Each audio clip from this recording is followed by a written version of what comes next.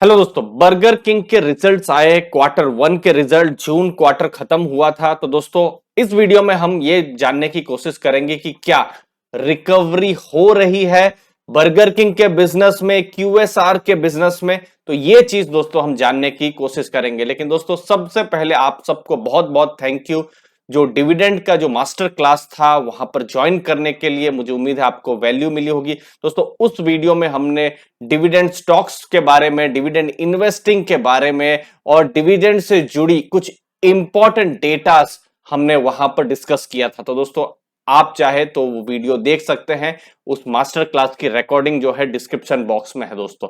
अब देखिए, जब हम बर्गर किंग की बात करते हैं तो कोई एक कॉन्सिस्टेंट स्टॉक आप ढूंढ रहे हैं, डिविडेंड पेइंग अगर आप स्टॉक ढूंढ रहे हैं, तो फिलहाल बर्गर किंग वो वाले जो क्राइटेरिया है वहां फिट नहीं बैठता है।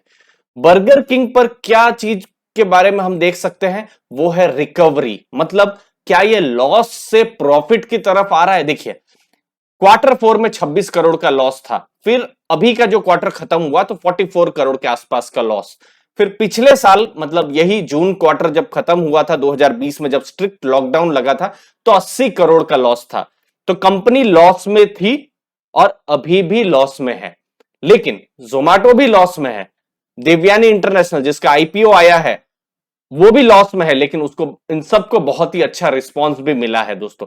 तो यहां पर क्या चीज एक देखी जा रही है, वो है टर्न अराउंड की थीम, रिकवरी की थीम। तो क्या यहां रिकवरी हो रही है, वो हम चीजें कुछ डेटा के साथ देखते हैं। लेकिन दोस्तों यहां मैं बता दूं, अगर आप कंसिस्टेंट या फिर ऐसे बिजनेसेस को ढूंढते हैं जहां पर रिस्क कम हो, तो बर्गर किंग उसके लिए बिल्कुल नहीं है। ये थोड़ा सा हाई रिस्क स्टॉक हो जाता है, तो इसका आप दोस्तों जरूर ध्यान में रखिए। देखिए, ये जो जून क्वार्टर जो खत्म हुआ था, तो 270 स्टोर बर्गर किंग के हैं। अब मैं आपको बताऊंगा कि कितने स्टोर इनके पूरे प्लानिंग में है। 5 स्टोर उन्होंने इस क्वार्टर में ऐड किए हैं और फाइनेंशियल ईयर 22 मतलब ये मार्च 2022 जब तक आएगा तब तक 50 और स्टोर ऐड करने का प्लान है। मतलब 320 स्टोर तक इनके पहुंचने का बात है। और रेस्टोरेंट अभी भी कुछ कंस्ट्रक्शन में है। बीके ऐप जो है वो भी लगभग 10 लाख से ऊपर उनका डाउनलोड हो चुका है, अच्छा खासा ग्रोथ दिख रहा है।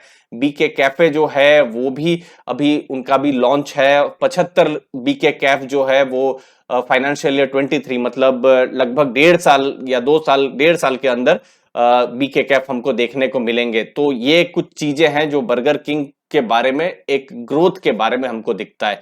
अभी देखिए, 270 स्टोर है जो हम देख पा रहे हैं। अब 2026 दिसंबर तक का जो बर्गर किंग का प्लान है, ठीक है, मतलब अभी से अभी बहुत लंबा समय है, 5 साल से ऊपर का समय है। लेकिन ये 700 तक पहुंचने का कंपनी का ये प्लान है। और सबसे बड़ा यहां पर अपॉर्चुनिटी जो कंपनी को दिख रही है वो है वेस्ट में। और वेस्ट में बहुत बड़ा भी इन्होंने कोविड के बाद एक बहुत बड़ा यहां पर ग्रोथ भी किया है। वेस्ट में 66 स्टोर से 165 स्टोर तक पहुंचने का प्लान है। आप नॉर्थ की बात करेंगे तो 138 से 300 की बात है। अगर आप साउथ इंडिया की बात करें तो 57 से 165 की बात है।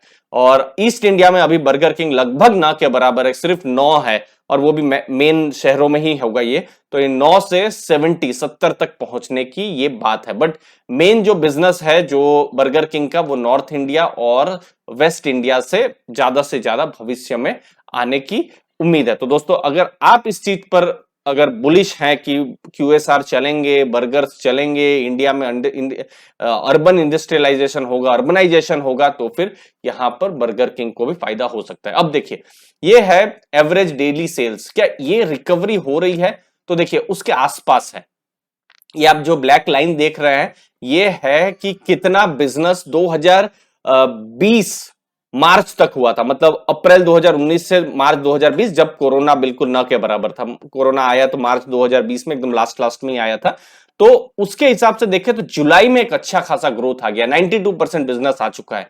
अप्रैल में आप जानते ही हैं हमारे लिए बहुत सारी फैमिलीज के लिए बहुत ही मुश्किल समय था, तो 61% ही ग्रोथ रहा है। तो इसको हम अब सब समझ सकते हैं बिजनेस नहीं हुआ है। जून में अच्छी रिकवरी देखने को मिली और जुलाई में और अच्छी रिकवरी है। तो क्वार्टर फोर में 79% और अभी 92%, मतलब जुलाई से अभी ग्रोथ अच्छा खासा यहां देखने को मिल रहा है। अब ये इंपॉर्टेंट डेटा है और ये शायद हमारे आपके लिए, जब हम बिजनेस को समझते हैं तो इसको जानने की बहुत जरूरी है कि डाइन इन जो है, मतलब आप रेस्टोरेंट में बैठ के जो खाना खाते हैं वो अब कम हो रहा है, डिलीवरी ज्यादा हो रही है, तो कहीं ना कहीं ये जोमेटो के लिए भी अपॉर्चुनिटी है। आप देख सकते हैं अभी आप देखेंगे तो 57% जो भी बिजनेस हो रहा है वो डिलीवरी में हो रहा है, और 43% मतलब रेस्टोरेंट में आते हैं लोग और ऑर्डर देते हैं। मई में तो 88% तक था, जब बिल्कुल पैनिक जैसा माहौल था, ऑलमोस्ट सब कुछ लोकलाइज्ड जो लॉकडाउन्स और वो सब हो गए थे। तो वो आप चीज देख सकते हैं, ये एक ट्रेंड अभी बन ही रहा है और मुझे लगता है ये एक ट्रेंड बहुत लंबे समय तक रहेगा कि लोग घर में खाना मंगवाएंगे, चाहे वो जोमेटो हो या स्विगी हो या कंपनियों के खुद के ऐप हो, तो घर में खाना मंगवाया जाएगा जो भी हाइजीन के जो भी कारण हो उनके लिए, और वो एक चीज लगता है लॉन्ग टर्म के लिए रहेगी। तो वैसी कंपनियां जरूर मुझे लगता है ढूंढना बहुत ही इंटरेस्टिंग रहेगा, जहां पर जो इस चीज को एक सॉल्यूशन प्रोवाइड करती है। अब अगर आउटलुक के बारे में बात करें तो ये 320 तक का प्लानिंग है, 470 तक प्लान है फाइनेंशियल ईयर 2014 में, और दिसंबर 2026 में 700 तक प्लान है। सेम स्टोर जो सेल्स ग्रोथ है अभी फिलहाल फ्लैट है, फ्लैट रहने की उम्मीद है, लेकिन अगले साल से 5 से 7% ग्रोथ होने की उम्मीद है।